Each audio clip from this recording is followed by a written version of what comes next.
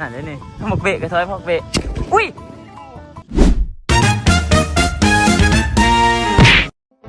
สวัสดีพี่น้อง EP 2ของการเห็ดบังไฟเนาะเมื่อนี้ก็คือเขาเห็ดบังไงแล้วเรียบร้อยแล้วทุกคนเนาะ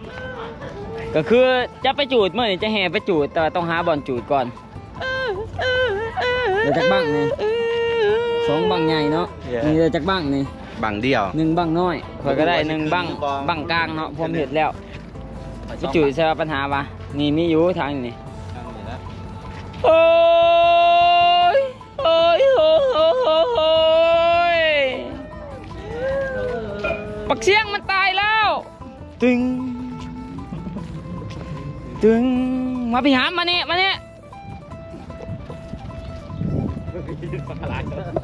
โอ้ตอนนี้กำลังไปหาบ่อนจุดบังไฟนะทุกคนเนาะไง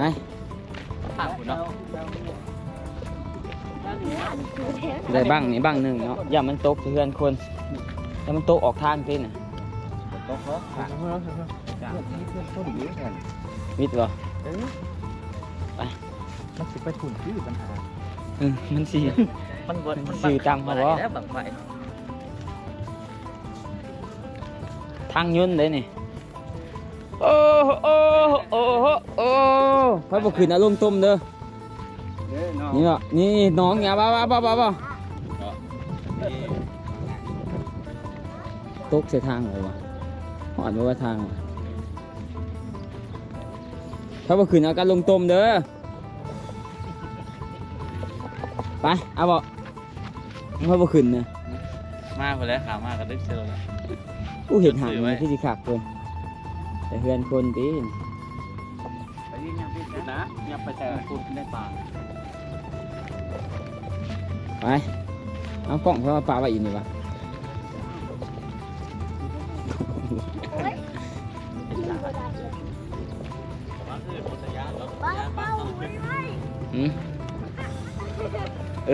บังมึงกะหับพี่ชอบเอาเองบังไฟบังมันอยู่ดิ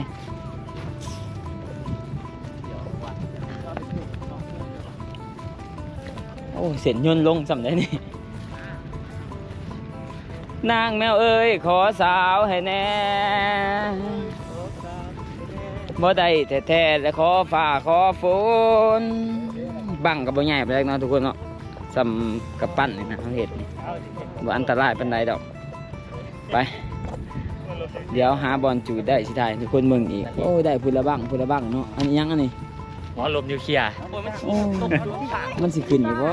กูเบิ่งไปส่งผลิตบังไฟเฮ็ดแต่12 โมงจนฮอด5 โมงนะกูมา3 โมงบังน้อยก็บ่แล้ว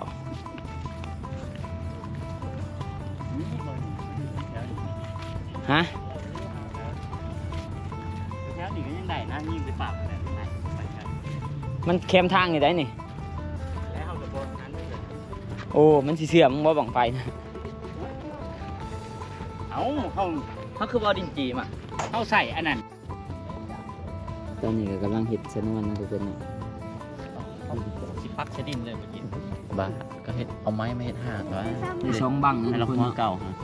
เมืองที่เจมเห็ดนี่จะเอาอันนั้นใส่เลยทุกคนจะเป็นอัดไม้ไผ่เป็นหูไม้ไผ่เข้าไปเลย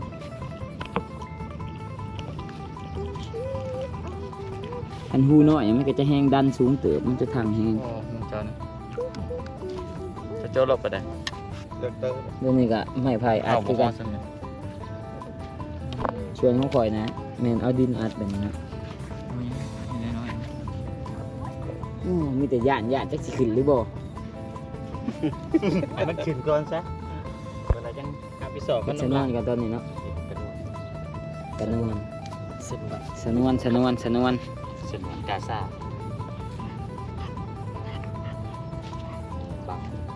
คันทางคันย่างไปหน้าได้ย่างไปเบื้องนั่นเบื้องดุม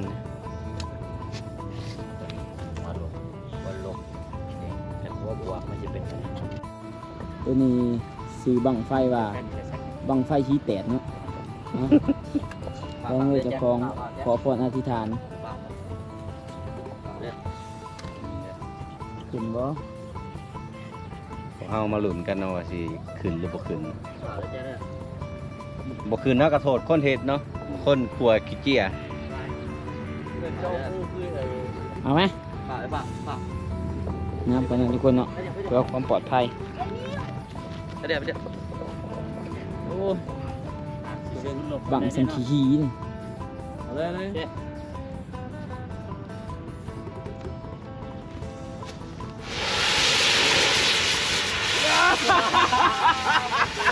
แรกแล้วเลยแล้ว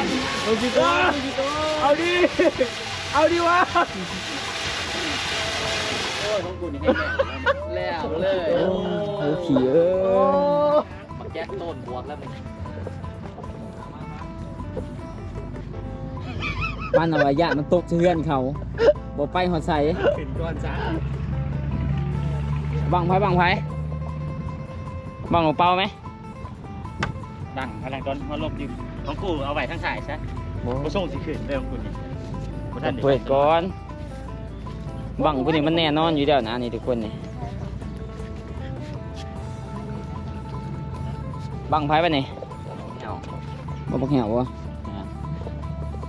ตายไปแล้วหนึ่งเนาะทุกคนเนาะเหตุแต่12 โมงบ่ขึ้น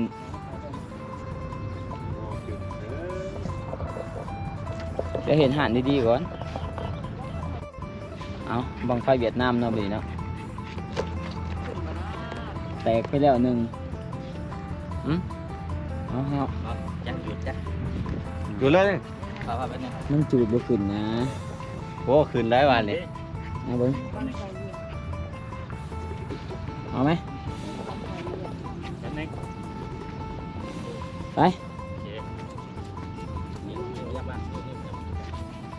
เบ๊ะ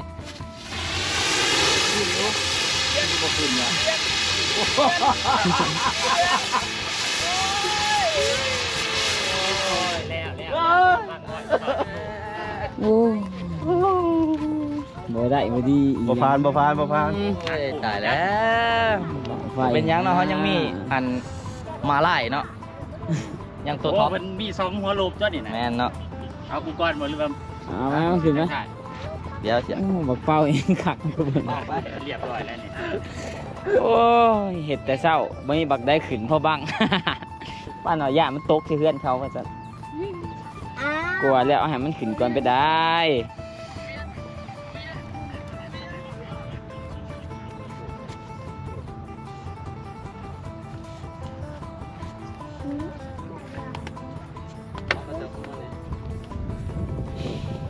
บักเขาบอกเป้าเอาของกูนี่มันล้านเปอร์เซ็นต์อยู่แล้วนะว่าขึ้นนี่เพราะว่าเห็ดมากับมือเลย บางอันนี้เปิดก็ได้บางเอาปิดท้าย เอาถ้าบ่ขึ้นให้ดู มันจะเพิ่งแล้วมันเนี่ย มันแน่นอนอยู่แล้วมันขึ้นแน่นอนอยู่แล้วของข่อยนี่เพราะว่าข่อยถนัดมาเบิ่งบังไพ่ผู้ขี่นี่ตัวนี้นะ อีสังนั่นนะ เจมก่อนเด้ ไฟนอนแปดยังก็บ่ขึ้นลึกก้นลุเบิดเลยนะเนาะ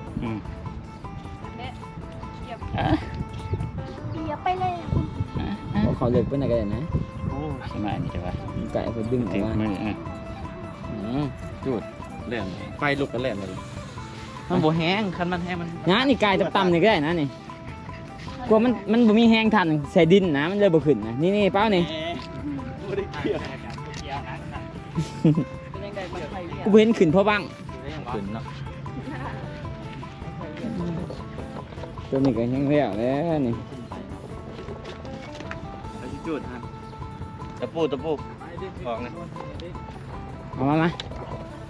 นี่บังได้ขึ้นเนาะต้องบังพี่มันจะใครเนี่ยหายขี้เจียลงก่อน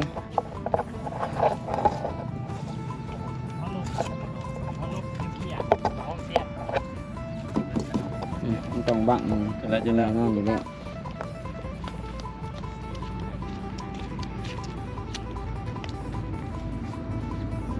เอาเลยได้แล้วฮะล่างเลยเนาะ ได้แล้วมีประกายไฟขึ้นน้ำควันขึ้นได้ ยังโบไก่เลยบัง บ่เป้าบ่จูดมา โบกล้าเอาโบกล้าย่างเข้าไปอีกแล้วนี่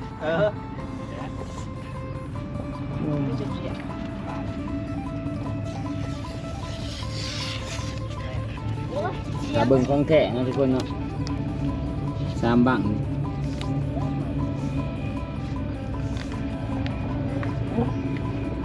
ครับมีบังได้ขึ้นพอบังคิดเจ้าเห็ดมานี่ก็แห้งอยู่เนาะ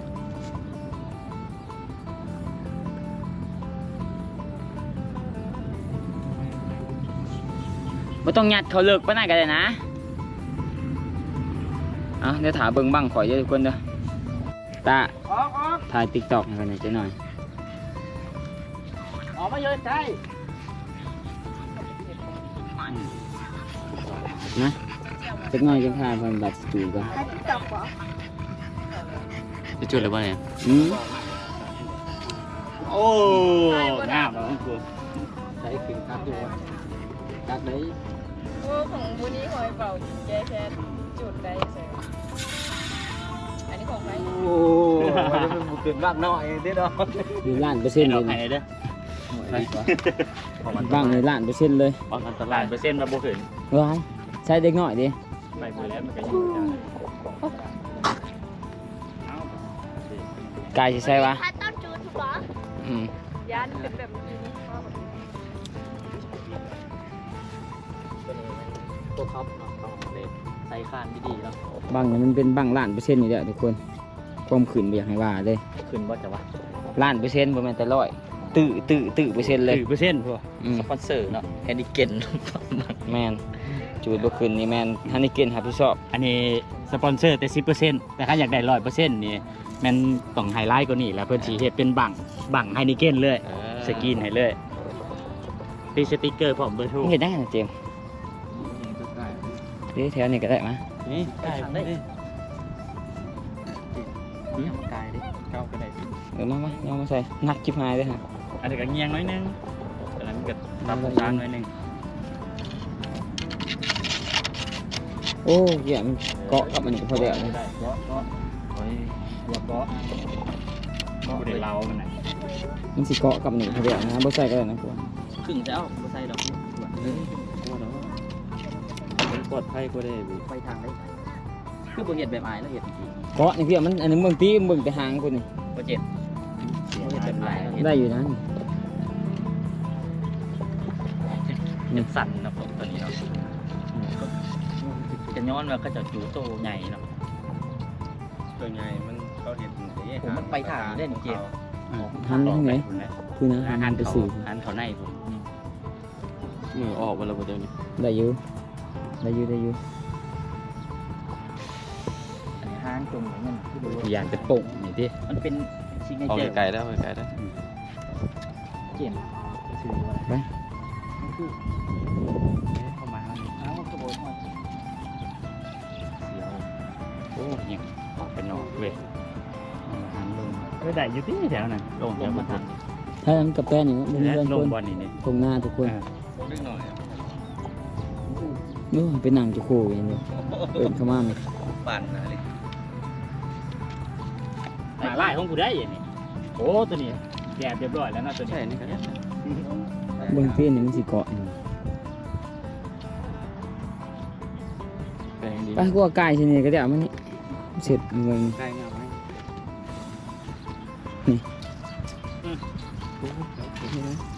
คนนี้มันจะหัวหักหัวเลย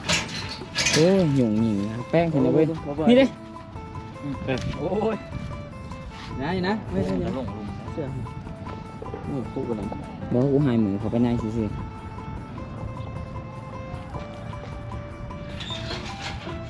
เอา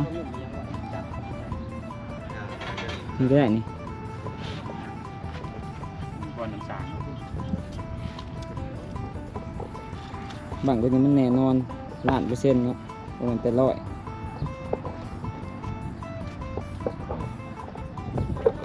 เดี๋ยวจะเอากล่องจับมันเลยทุกคน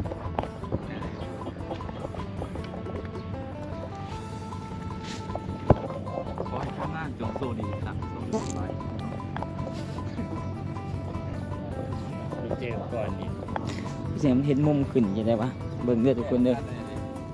ฮะ สูบในนี่ยังแล่นเลยเราต้องนั่งไอ้บิ๊กต้องสมัยนะ ฮอดดอก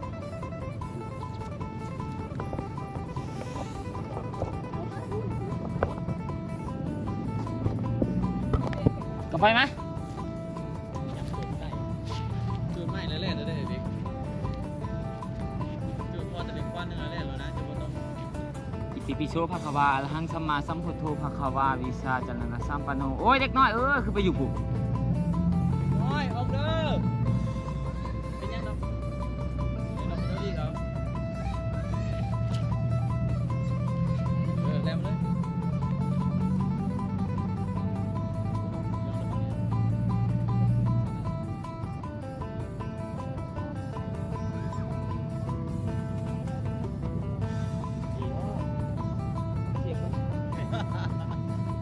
เสียงไฟเบิ้ง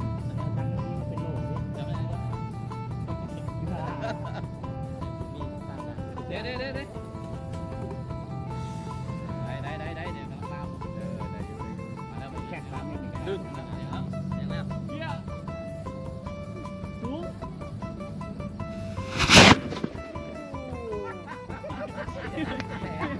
ว่าเลยนะใกล้ได้แล้วไป กล้องกูเชี่ย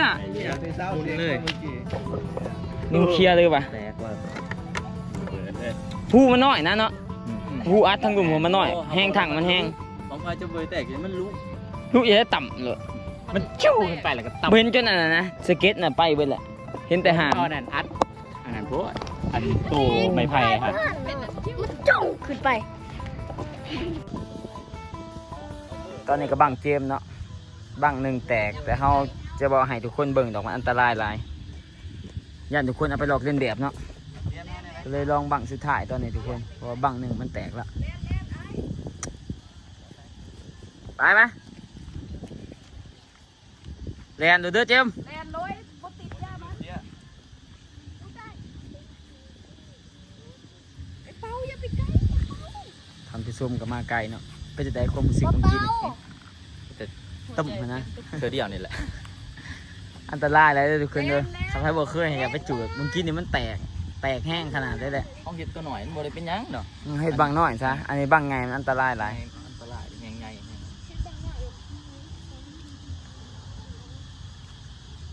โอ้บักนะ ยา จะไป โอ้ยบางทีเนี่ยมันแตกคุณเอ้ยแตก บ่ติดยามันเจ็บแล้ว หอดเฮาวะถอยก่อนกูยืนกูเบื่อ ถอยใกล้ขนาดนี้นี่ถ้าหมกเบะก็ถอยพอกเบะอุ้ยเป็นไปถูกอันเว้ย มือแห้งเว้ย มันบังใหญ่กว่าหูมันน้อย1,000,000%แตกเบิดโอ้อย่าไปหลอกเล่นแบบเลยถือขึ้นบังใหญ่แตกไปถูกบังอันตรายหลายบังพูกันยังแตก คุณกำลังเลยไป มันบอกว่ามันเป็นกระพูมันน้อยกว่า มันบ่ได้ไหลคำนวณเลยมันอันนี้เลยมันเข้าได้เลย ตอนนี้กำลังกลับมาเฮือนเนาะทุกคนเนาะสรุปว่าบังไฟแตกแห้งขนาดนี้แหละอย่าไปหลอกเล่นแบบเด็ดขาดเนาะอันตรายหลายเดี๋ยวตอนนี้ก็เอาสิกินโอ้ยเมียกำลังลงตลาดเนาะทุกคนเนาะไม่จะเมียนดีกว่าปัดเมียนให้มันสะอาดสะอ้านบ๊ายบายเด้อทุกคนโอ้แต่ว่ามีช็อตหนึ่งนะบ่ลงดอกเนาะ ย่านคนไห้นะอันตรายหลายเดี๋ยวนี้กำลังผักพื้นอยู่ห้องหมออยู่